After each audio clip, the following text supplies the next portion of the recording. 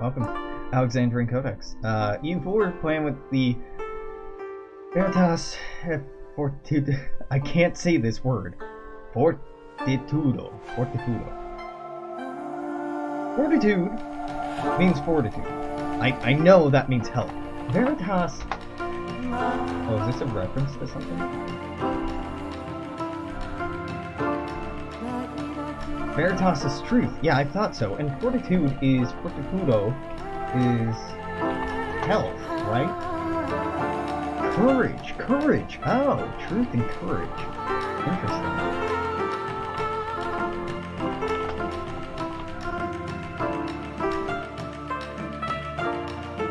Also, yeah, this is new. The audio.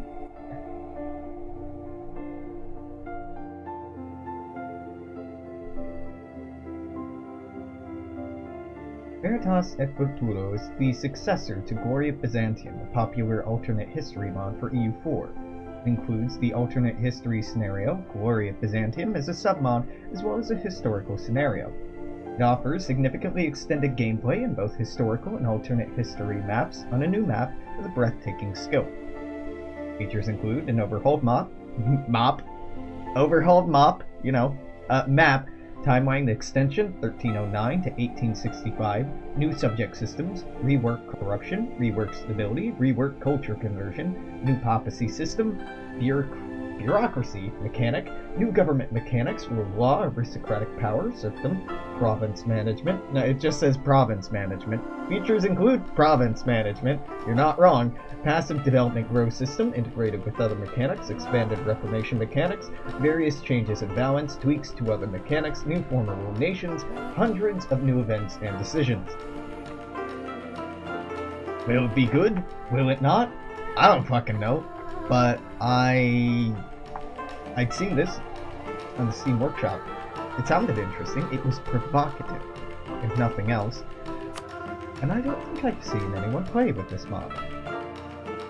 So, alright, tell me about this improved and expanded map. So, okay, first major change I'm noticing, and this is a common thing to do in many mods, is to remove the natives from North America, as the tribe system introduced in Hearts of Iron 4, or Hearts of Iron 4, yeah, the tribes in Hearts of Iron 4. No, the tribal system in EU4 sucks. North America is just not fun to play as. This looks about the same. This is, I mean, the Inca have already formed, which is interesting. Yuan Dynasty, yeah. It is 1309, kit checks, yeah. Yep. So, I believe that there have been changes to the map. I don't know what exact changes. So, 1309 is green for some damn reason, but okay, we'll get with that. The year 1309 of a perilous century lies ahead for Europe. The established order is threatened by countless wars, revolutions, and schisms. Which nation will navigate the labyrinthian chaos and claim victory? Order of St. John. Ah, challenge country. That's interesting. Lithuania, Order of St. John, Oda, and Oman. Oman, really? They're challenging about Oman. Their faith? Them being the only Abadi nation? Yeah, I mean, that's not easy. Order of St. John, though, is it the Templar? No, this is the Order of St. John. Ah, so from the Knights, they got renamed Order of St. John. Knights Hospitaller. What do you have? Naval force limit plus 50%? I don't really want to play as you, but that's interesting. I have no idea who the fuck I want to play with. Honestly, I'm kind of tempted to go Byzantium, though I recognize that there's Byzantine-Ottoman War. With Osman, I don't even see Osman on here. Who are you at war with? Tiny! They must have event troops. So, Osman goes on to form the Ottoman Empire. Hey, Osman, the first Osman Gul. So these are tempting options. Playing as baby Ottomans, playing as Byzantium and restoring the empire is always fun, even though that's not a popular thing to do in the EU4 community. Florence, still my favorite nation. And they start out smaller. This is 1309 Florence. Take a look at the... Ooh, Italy is not part of the Holy Roman Empire in the 1309 start. That's very interesting. Now, apparently technology group still matters in this Scandinavian tech group. Interesting.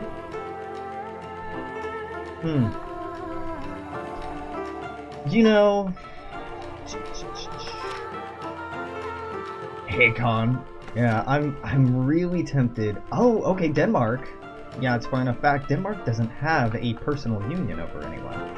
There's a lot of this territory that's completely uninhabited or uncolonized, yet Novgorod is sitting pretty here in Muscovy. Ah, God, all you have to do is give me a new time to start the game, and I'm instantly much more fascinated. 1309, look at Iberia. Spanish ideas, Granadian ideas, Spanish, Leonese ideas. Okay, Leonese gives you... This is interesting. This, Lyon has ideas, I think, in the base game. So we would have one new colonist, and the rest of this pretty meh. Portugal gets an additional colonist as well. Well, this says merchant. Settler increase, but tech cost reduction. I didn't realize Portugal got a tech cost reduction. Galicia, what do you got? Interesting. Castile just has Spanish ideas, which I love that they they don't have Castilian ideas, just generic Spanish. I'm sorry, Mallorca is independent? Ah, they have generic ideas? That's a shame. Genoa, Pisa. Yeah, Pisa still has a bit of a trade empire going on at this point. Right.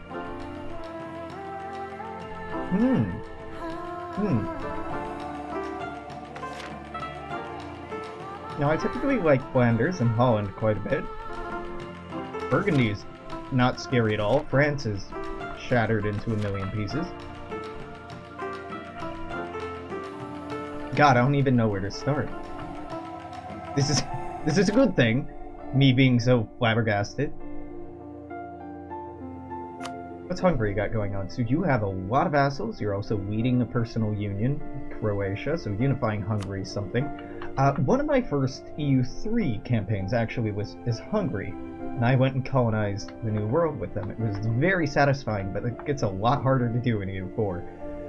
Not impossible, just more difficult. Now, part of me is tempted to play as Norway, or probably Norway, because they have starting ideas. Oh shit, you start out with a colonist with Norway. That's remarkable. Yeah, the Call of Our Forefathers gives you Explorers and Conquistadors. I didn't realize you started out with the colonists. Fuck. Yeah, playing as Norway because having finished the Banner Saga, feeling a little Scandinavian, but I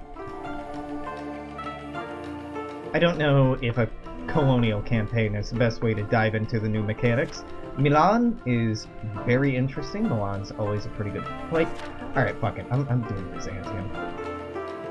Sure. Yeah. Why not? Byzantium.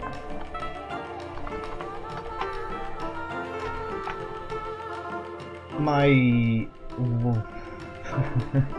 inability to choose is a good thing.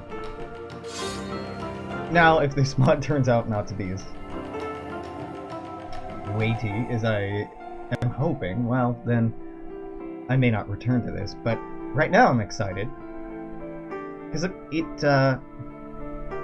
there has got to be some pretty heavy historical events to push Europe in the right direction, because the 1300s had a lot of crazy shit happen, what with the collapse of the Golden Horde, or the Kipchak Horde. In this case, the collapse of Byzantium, rise of the Ottomans, unification of France, Burgundy existing, the consolidation of so many of the Spanish crowns, etc., etc., etc. Europe in 1309 has recently emerged from the Dark Ages, faces a series of challenges. The rebellion in Scotland is nearly won by the feckless King Edward II, unable to lead the English forces to victory. Trade competition between Genoese and Venetians has recently broken out into violence in the street of Constantinople and threatens to escalate an all-out war. Civil war seems certain in Hungary, as rebellious nobles defy the king while Russian princes toil under the thumb of the Golden Horde in the east. The entire continent is on the verge of major change, and it'll be up to you to lead the Byzantine Empire during this period. This looks pretty samey. This looks pretty samey. This looks pretty samey. Okay, what the fuck is up with these? Oh, is this indicating that it's under? All right, there's a lot to look at. Let's start. Local fortifications, freedom. Interesting that freedom is a building. Primary citizen ownership gives you more buildings. Weird, but okay.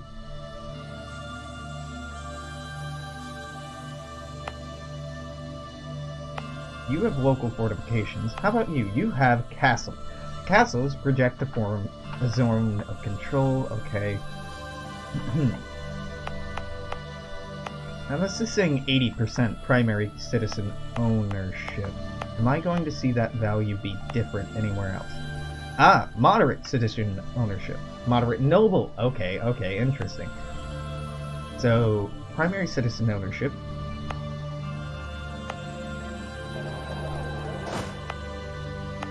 So what is the difference? Possible number of buildings, possible number of buildings. I don't know. So we are at war with the Ottomans. The Ottomans have some event spawn troops, I assume, or not. What is our leader? Oh god. Andronicus II Pelagios is horrible. Michael Pelagios isn't quite so bad, so let's turn Andronicus into a ruler. He's garbage, but he's what I got. Can I... What other buildings do we have? Castle. Okay, you're just encouraging me to build castles. Don't love it. Palace, revenue service. Yeah, but tell me... Interesting that these count as buildings. The ownership thing, but... Free policy available immediately.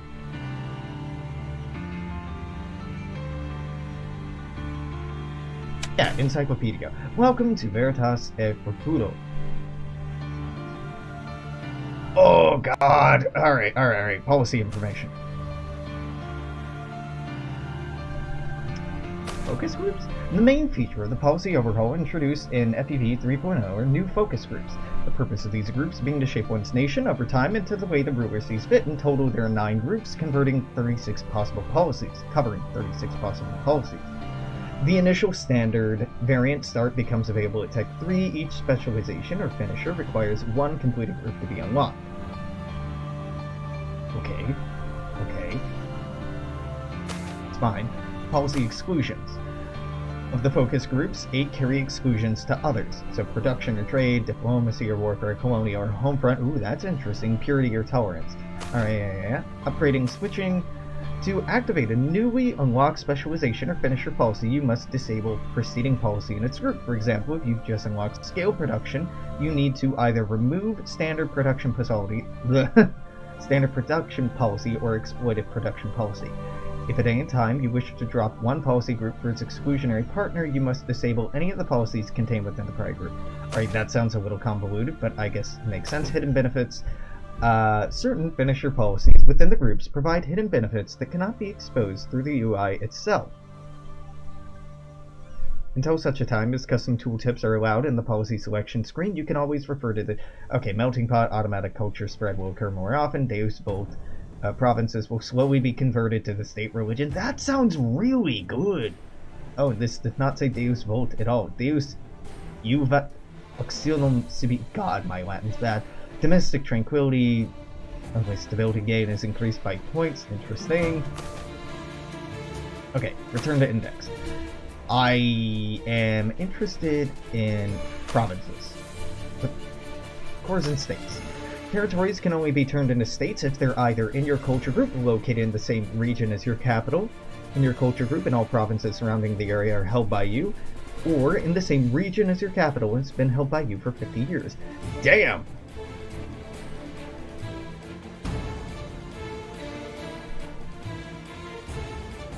Cores are a lot harder to get. Fair enough. Development.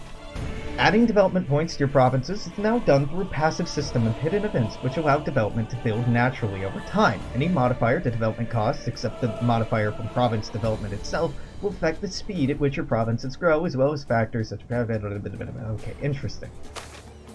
Culture. Culture conversion is not available via the standard push button from vanilla. Culture conversion happens slowly over time without government interference, often stagnates. Using realm management interface, which is this thing we haven't touched at all.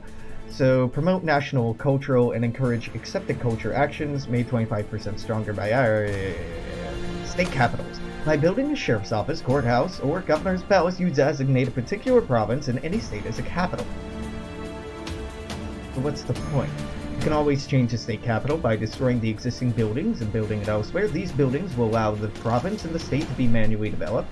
Okay, well, the state capital to be manually developed. Okay, fine. Redundant to say that. Raise development growth in the area. Okay, increase stability growth. Interesting. Town halls will lower autonomy. Good. Increase the speed of realm management-driven culture events. Your capital area is not a state capital designated, but supplies the benefits of the highest building you have access to based on administrative technology. Huh. Okay. Turn to index. Tell me about government information. Government values. Okay, rule of law indicates the extent to which your ruler is considered to be bound by something other than their own will. Sources of this law could be religious, customary, or legal. Privilege, 0 to 100, indicates the extent to which certain classes in society enjoy special legal privileges above the common people. Free subjects is a quick reference value which tells you the average freedom across your provinces. So, just...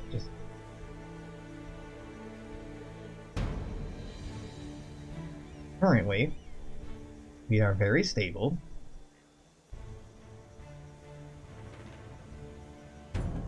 Well, okay, we're not super stable. That's fine. Rule of law. That seems pretty low. Privilege is pretty low. Now, high privilege indicates that more people enjoy special...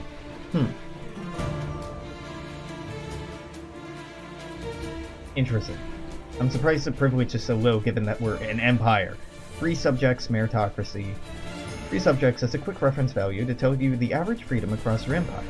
It's your core and either your accepted culture or each province is given a value 1 for heavy serfdom.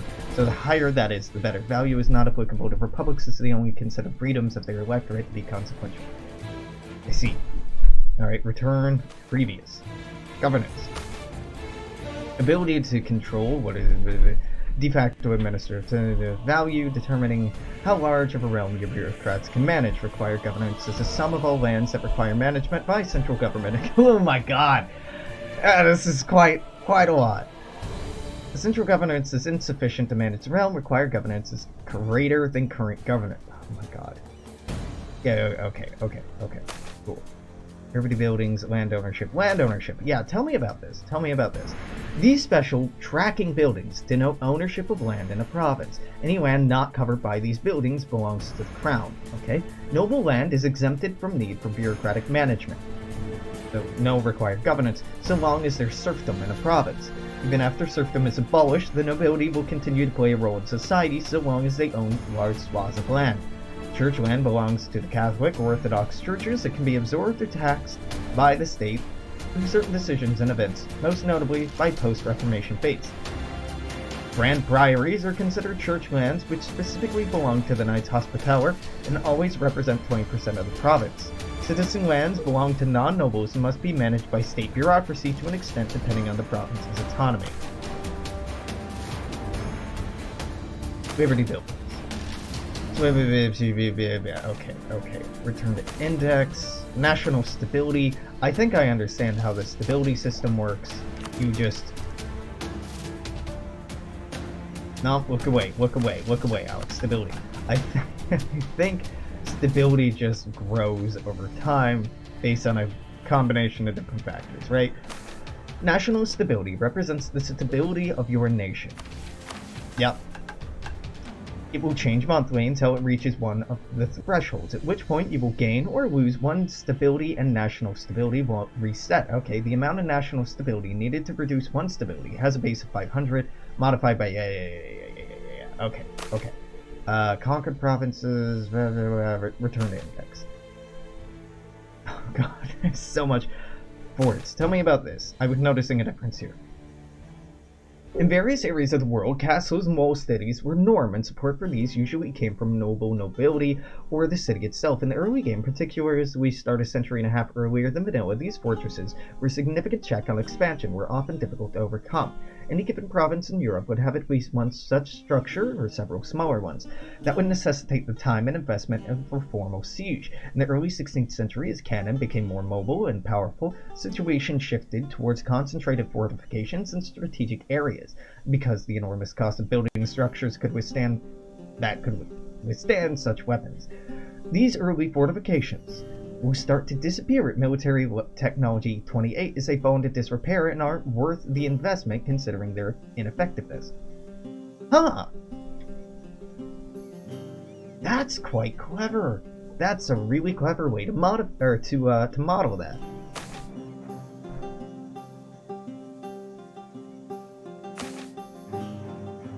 I think I'm good. I think I get it. Realm management.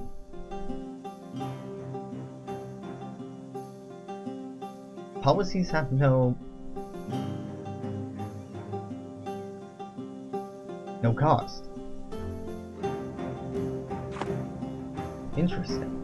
Okay, so I can enact a policy. It's standard diplomacy policy. I don't like it. Diplomatic relations +2, but manpower recovery speed reduced? No thank you. Is that based on our ideas? Yes, we currently have intimidatory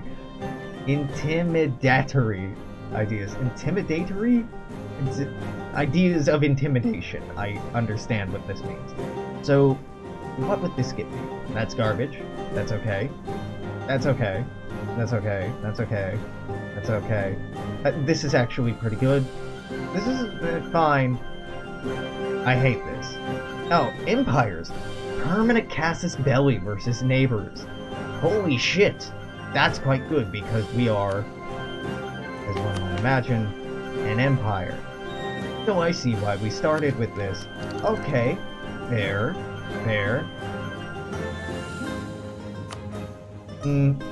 I would kind of prefer to pivot to something else, though. It's an interesting thing, but I don't mind not having casus belli because we are gonna have a lot of wars just to restore the empire, so I'm not too worried about how difficult that will be to achieve. I'm gonna abandon this?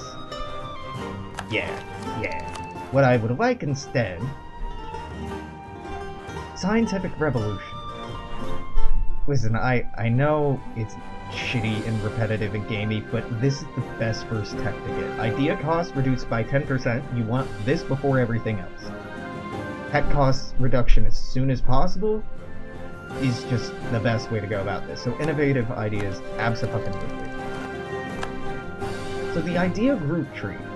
You can either be innovative, or religious, or economic. You can either be centralized, or delegated. This tree is very nice. You can either focus on cultural unity, expansion, or exploration. Interesting. Conciliatory, espionage, or intimidatory. Interesting. Intimidatory. Okay, all the same, I'm starting out with innovative, because it's the best. Tolerance of heathens and heretics goes up.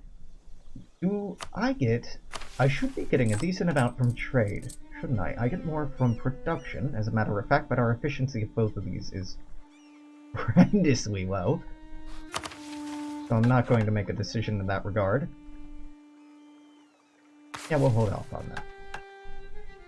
Nope, didn't mean to click that. National decisions available. Now, I'm gonna unhighlight this because it's just going to be there all the time. Information national values. Oh.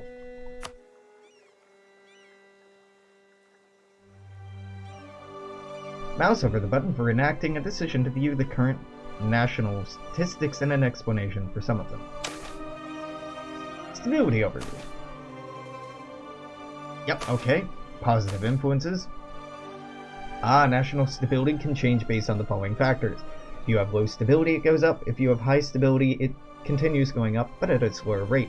You have the domestic tranquility policy, it goes up significantly faster. The bigger you are, the slower it goes up. If you have provinces with a sheriff's office, courthouse, or governor's palace, it'll go up faster. Provinces and state capital are counted in, okay, since the previous. Negative influences. If you're at war and you're losing, it will go down.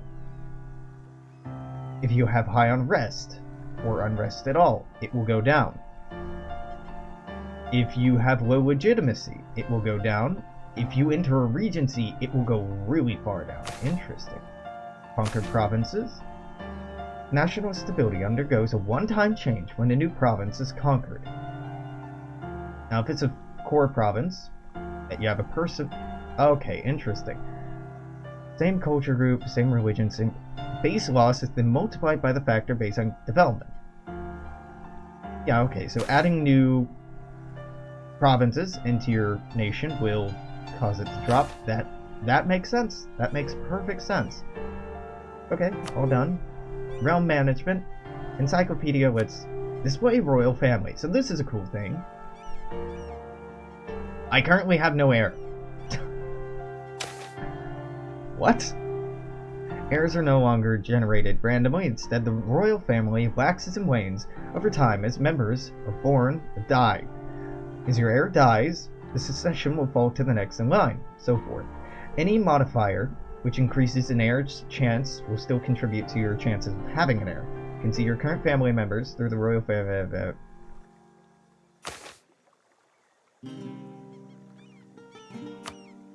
Well, I know I have an heir. That's okay, we'll get rid of that. Support iconoclasts. I do not want to do that at all. Oh, right, this is pre-iconoclasm. No. The iconoclasm happened a long time before this. A long time before this. The 800s, I think. Why would I want this? National tax modifier goes up, but I lose authority and will probably get rebels. That's fucking horrible. No.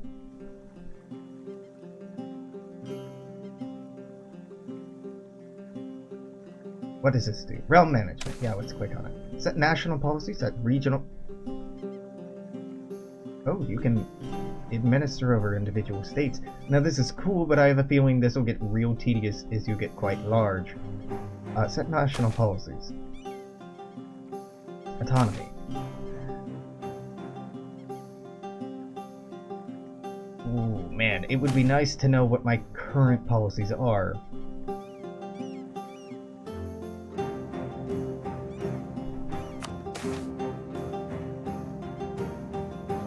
Raise mass levies, normal levies, levy exemptions, land management, grant titles, we give stuff to nobility, give it the highest bidder, donate lands to the church, maintain holdings. What is our corruption currently? That's terrifying. Corruption increases over time due to unbalanced. Yeah, it increases because of the late medieval age and base value of just +1. That's crazy. Well, I guess we're spending down corruption. No? Can't do that. So where's all this money going? Fort maintenance is eating a little bit. It's mostly going to army maintenance. Is our army too large? Yes, it is way too large. Okay, well after this war, I'll cut down on army size. Good to know. Okay, you know what? Let's just return to management. Exit management. This is fucking fascinating, and I'm not saying that sarcastically. This is genuinely really cool, but I've spent half an hour just reading that. Okay, you... Tech trade in Constantinople. Has the trade map changed any? Oh, looks pretty. Genoa goes to Sevilla. Sevilla goes to Palermo. Palermo goes to Genoa. Do we not have end nodes anymore? No, London just eats everything. Okay, so London is an end node that just consumes everything. And it looks like Lubeck is also an end node. So, interesting. Is Venice an end node? Nope, Venice takes money and spreads it on up. So, hey, if you're playing as somebody in Lubeck or London, or both, you are in a fantastic position to just eat up money. Yeah, trade flows into Constantinople, but it also flows out. Huh. I like this back and forth circuitous stuff. I wish that the end nodes also had that going on.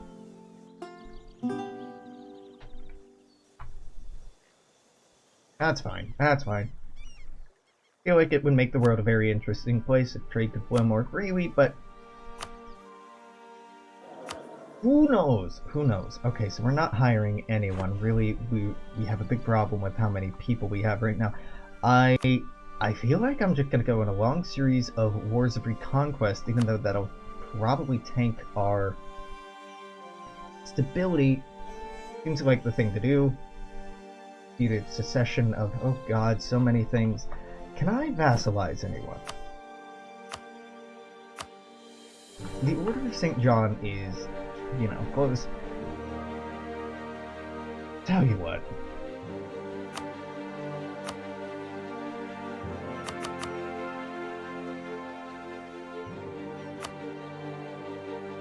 Can I see great powers? Yuan? Right, so France is up here, England is up here, and we're not a great power anymore. How the fuck, dude?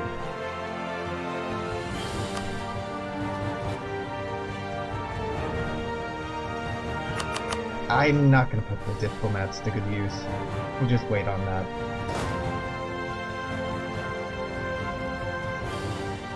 Go ahead and recruit a better leader for you, maybe? I can't. Okay, estates, diets, big support of clergy, grant monopoly chargers, give me military support so I can then recruit a general who's hopefully not terrible. They're not great. Alright, good. Reinforced in time. Is this Wallachia? That was horrible. Kind-hearted. This is a bad time to be kind-hearted. So Osman is very good.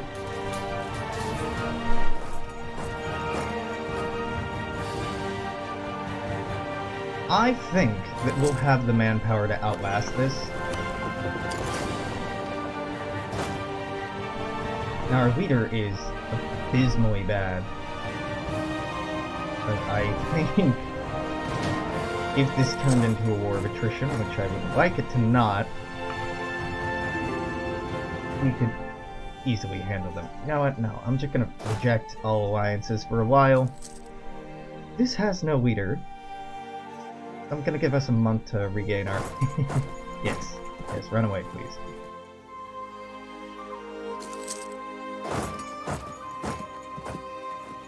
Please? Better this time? No, even worse this time. Wow. How good are you? You have a shock of 5. This is quite frustrating.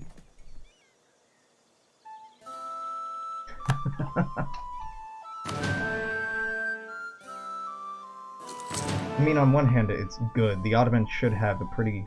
They should have something to help them out. Violante with child. Oh, good. Wife, make a baby. Good. Baby, good.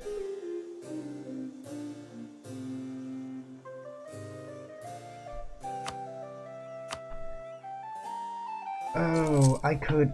God, this is one thing I hate about... Yeah, okay, just... war enemies. How much? They have more manpower than I do. Really? They have one province. This is some horseshit. Realm management. National policies. Levies. Raise mass levies. Yeah, unrest. Mass levies. Exit management. Everyone's mad. You can fucking deal with it. Okay, okay. How do I not be bad? I mean, a lot of it just comes down to rolling better, which is something I have no control over. We could add more troops to our army, but what our combat whip is? Garbage? 15? Wow, 15 is the combat whip. That's much higher than I expected. They start out with better recovery. Is your tech better? No, why is your morale so much better? I guess it's just their leader. I hate this. I do not love this. Now, every time we fight and lose, we gain more army experience, but that's not something I'm really longing for. Well, Byzantium turns out to be a bad start. I can always hop over to someone else.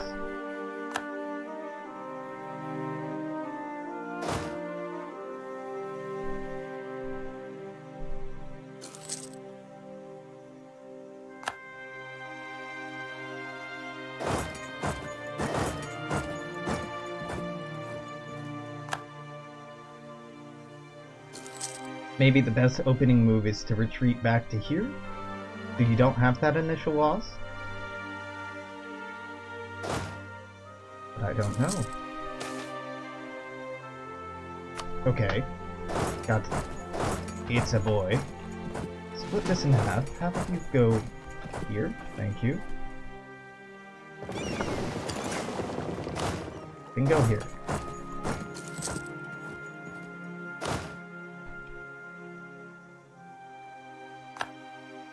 Okay. I'm glad that worked. Maybe it shouldn't have, but I'm glad it worked. Production research. Our prestige is already horrible. I'd like it to not be so horrible. Oh, wow. National manpower modifier. Really? That's the best we can do, huh? Okay.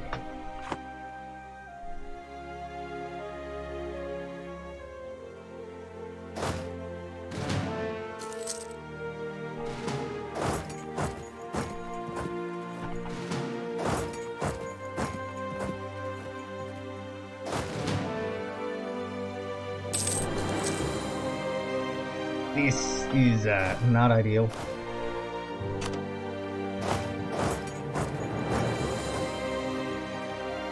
Well, I suppose they'll raise war taxes, not they'll make a significant difference. I'm not going to be able to summon up a leader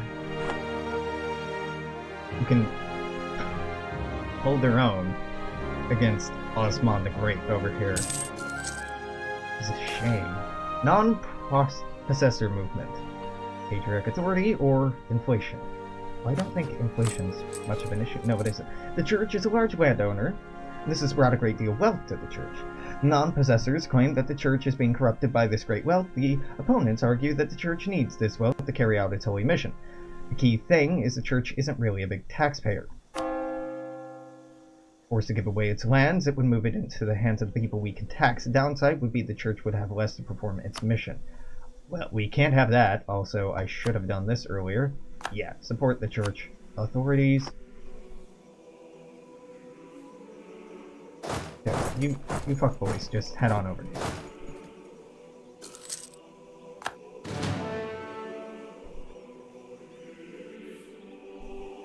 Mishandling this war from day one.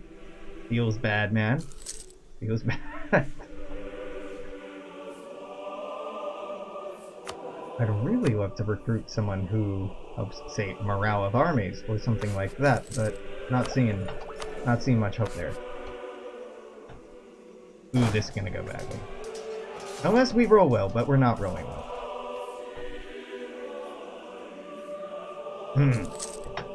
Okay. It's early enough. I'm gonna forgive that easy mistake. I didn't realize they had a 4-5 fucking 3 starting leader. I knew it was good.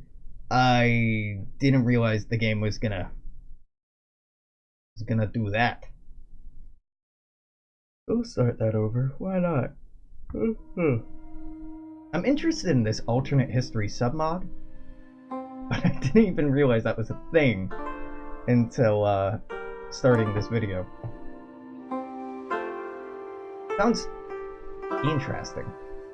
Sounds very interesting.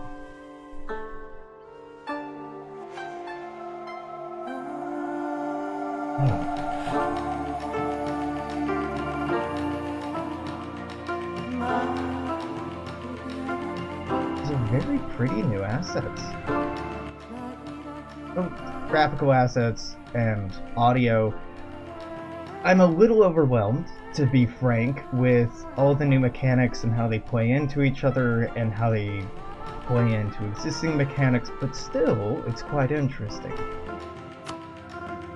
Now start this shit over now that I have a better idea of what I'm doing. Not a great idea of what I'm doing. At a glance, I probably could have seen that, ooh, that's a really good leader. I should probably not be here. But I was blinded by, oh god, so many new mechanics. What do I do? What do I do? Do we have defensive terrain in here? I don't think any of this is defensive terrain at all. Thank you, game. Well, it's forest. It's not hills, but it's forest. Forest is fine. Not really what I'm wanting. Okay, these two I want to rendezvous together.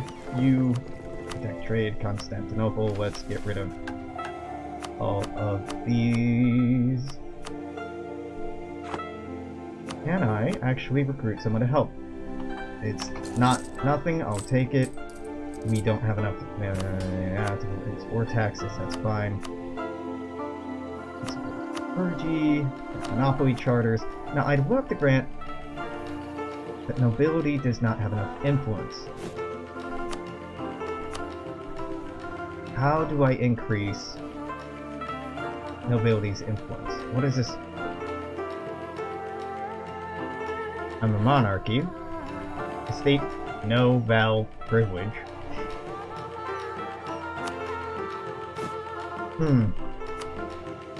So that's harder to play with than it is in vanilla, which is fair. Which is very fair, albeit confusing. Well, Pelagios is really good at running away. His son is a little less terrible at fighting. What is our tradition? What is our army tradition? Horrible. Yeah, okay.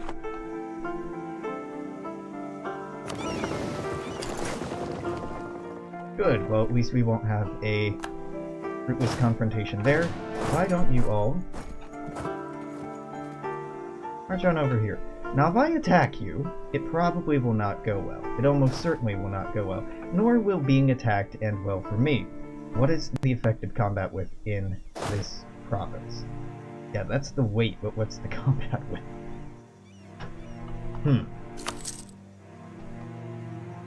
Well, at least this time we didn't have something decreasing our ability to fight. I feel like rushing in here will just get us hurt.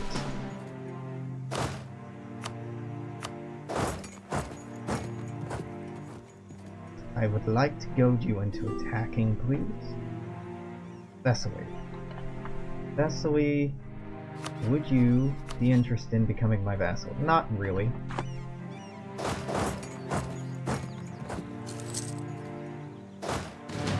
Can I hire mercenaries? I'm assuming I can hire mercenaries. I can. How much per month? God, we're just atrophying money. Listen, either the mercenaries will be worth it all at once, or they won't. So I don't feel that bad about this. Nope, fuck off. For them for like a month. It's something. I suspect we'll lose this, just because it seems things are very stacked against us. Yeah. Ooh, damn, yeah.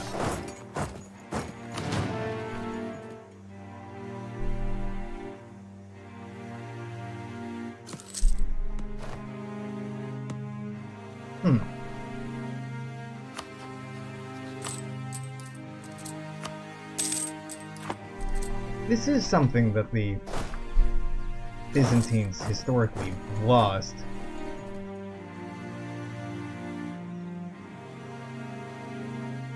And to be fair, it probably would have been for the best if I just stood here and waited out the Ottomans. Because I imagine there's no way they can afford this army. Like, they have one province that has 15 development. There's no way that they can be... Show me the more enemies. Okay, so they have an income of 3. There's no fucking way.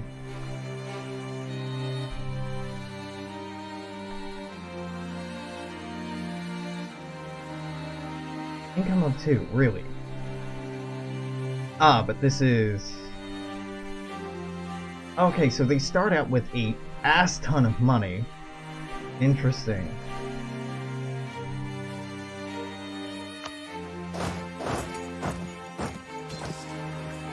So maybe rushing to get over here, yeah, I guess that is the best move. I really don't like that, but okay, sure. I don't like that the best move is to do nothing. That sounds awful. Oh god, yep. This is a classic save game thing. So when you change the timeline in EU4, some fun stuff happens. With regard to save games, the years are almost never correct. So those autosaves being from those disparate years is because of a quirk in the autosave system, I think. Or the file naming convention, I don't remember. That's quite odd. Okay. Man, I picked Byzantium because I thought it would be easy. An easy way to just take a look at this new mod and figure out all the different mechanics and see if it's something I wanted to play for an extended period of time. Instead, 50 minutes into it, I'm amazed at how strong the Ottomans are. Maybe I should play... I don't want to play as the Ottomans.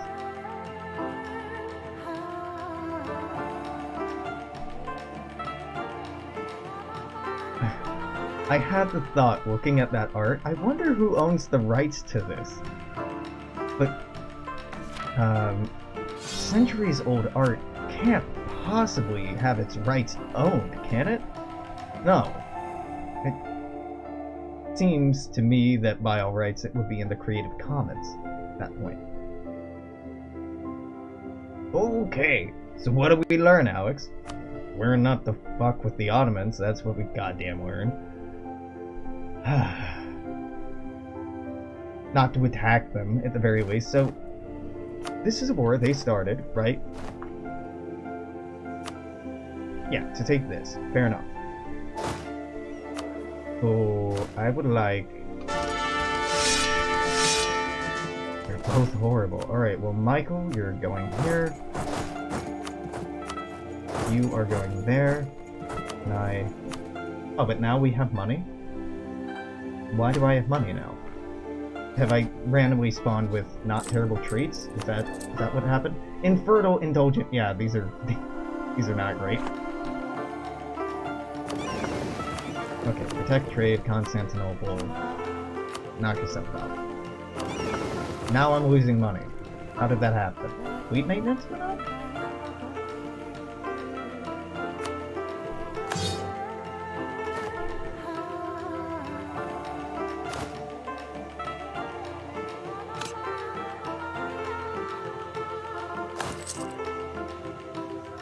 I don't understand. That's okay, I don't need to understand. Morale of army increase would be pretty nice, but that's going to cost us 4 ducats a month. Not crazy about that. That's not my favorite. Ports, monopoly charters. Okay, that's good. I'm not going to demand support, so I'm tempted.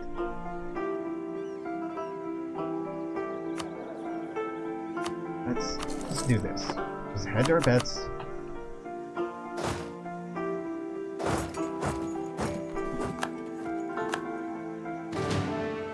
and then just walk over here, and I guess wait out this war. Seems dumb to me, but what do I know? Don't re-raise that, because shit's expensive. Turns out I may not need you. By that I mean I can't afford you, so get out of here. Oh god, I'm noticing the performance is absolute trash in comparison to what I'm used to. Army maintenance is exceedingly high, but there's absolutely nothing I can do about that. Short of getting rid of our army, which would just make us lose here. It's kind of some bullshit that the Ottomans start out with a war chest of 500 gold. But I do not start out with anything remotely near that. Yeah.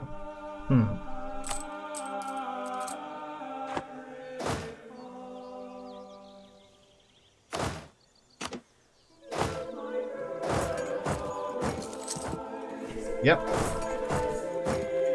Okay, can't pull those away. I'm just like, maybe I can do this. No, maybe I can do this. No.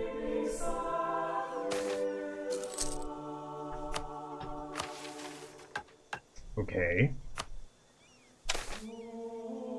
National policies. Taxation. Heavy taxes? I guess. Fuck it. Heavy taxation. Exit management. I don't love it. Toward iconoclasm will iconoclasm, there we go, would increase our national income a little bit, enough to offset this. I don't know, maybe, kinda. I don't want to do it though because of the 75% chance of that happening. Knock yourself out, Orthodox zealots. Knock yourself out. Just trying to survive this war. Really, I'm placing a lot of my my hopes on him dying. Of course, his son's probably not bad either. Demanding to. What would I do with that military power? Not much. Shock troops are 10 years out. Alright, well that's not going to help much. I could completely gut fleet maintenance, but that won't do anything. Really, the Byzantines start out in a terrible position. You know, surprise, surprise.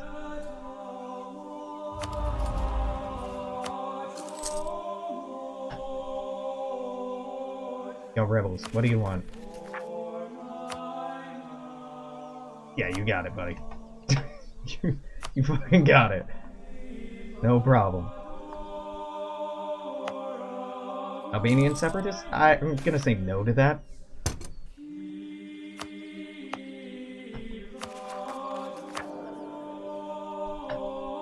I would love my ruler dying, because he's hurting our income quite a bit. Strongest trade power in the Alexandria trade node. Interesting. Start a trade league. Lead your armies in person. That's interesting that this helps. Unified culture or welcome in all courts. Maintains at least 8 diplomatic relations. Wow, that's crazy. Incompetent administrator. Oh, good. More corruption. That's precisely what I'm wanting right now. Thank you. Thank you.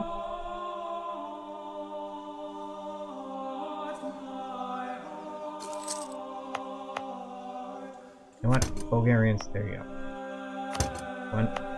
You want a little bit of freedom? You got it.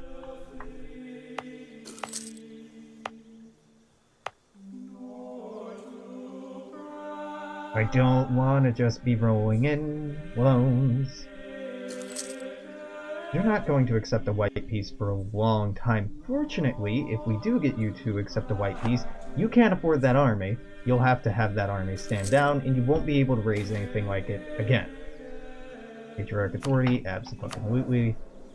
Again, I forgot to do this. Shame on me. Will it help much? No. But It's something. Tiny bit of discipline, tiny bit of manpower recovery speed. I mean, those sweet, sweet loans, game. Hook me up, daddy-o. At least we're industrious. That's nice. Indulgent sucks. Infertile, not great.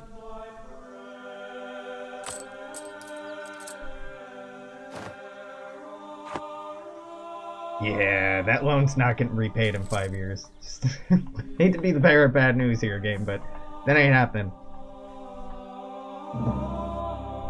This is not happening at all.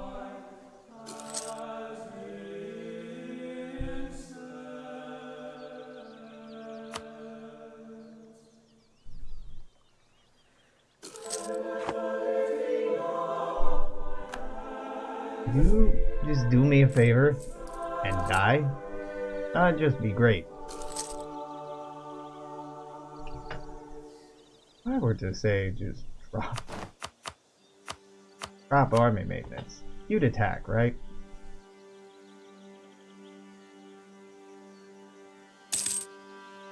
Yep, you would. Looks like I'm gonna load a save. Yep.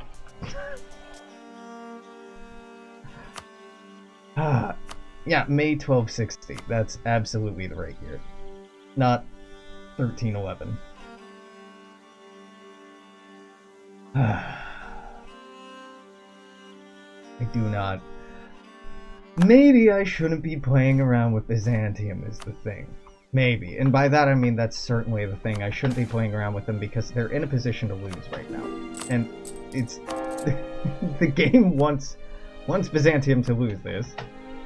Because for the rise of the Ottomans it's necessary. I'm just gonna hands off. Let this go.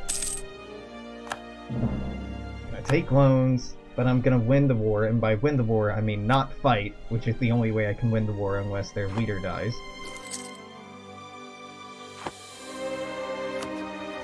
So either Bey Osman I dies, in which case, great. Or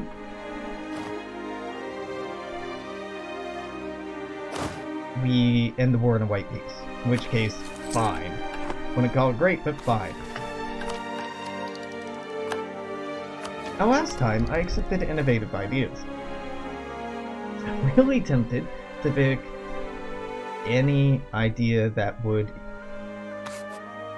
allow me to pick a policy that would benefit our armies, like liquid courage. Here, for example, if you have quality or standing army morale goes up 10%. Mixed provisions, again, quality. So quality seems to be the way to go here. Yeah, so I'm just gonna pick quality. Keep in mind, I only have to pick quality. I don't have to invest in it. Over to decisions, and I can have... Okay, army morale increase. More expensive, but whatever. Infantry combatability. And cavalry combatability. Boom, boom, boom. Would this help us win? I kinda doubt it. I mean, 5, and 10% are nice, but they're not gonna make up for the massive, and I do mean massive bonus that having a leader like that will. I'm gonna go ahead and try. Just, you know, for funsies, but I guarantee this will not work the way I want it to. Now, our morale is dropping like a fucking stone. The way that shock works, or the way that any of these work, is it takes their value, subtracts my value, and then multiplies their roll by this value. So, them so easily and absolutely having better shock is quite damning. It's quite damning. A very good leader, one good general, one good king, one good queen, one good prince can really make the difference in winning a war or not. But, you know, it's been about an hour. I'm gonna keep taking a look at this for 2-3 more hours, something like that. If you're watching this on Twitch, I'm gonna keep streaming, but if you're watching it on YouTube, this is gonna be it for today. I know, very exciting start to the series. I don't understand how this mod works. Oh, looks like this is in a really shitty position. I guess I'll deal with it. Yeah, very exciting. But stop by again tomorrow for more of this. In the meantime, make sure to comment, share, like, subscribe, follow on Twitch, Twitter, YouTube, Alexandrian Codex, and all the places. Until then, Tulu, take care. I'll see you then. Bye-bye.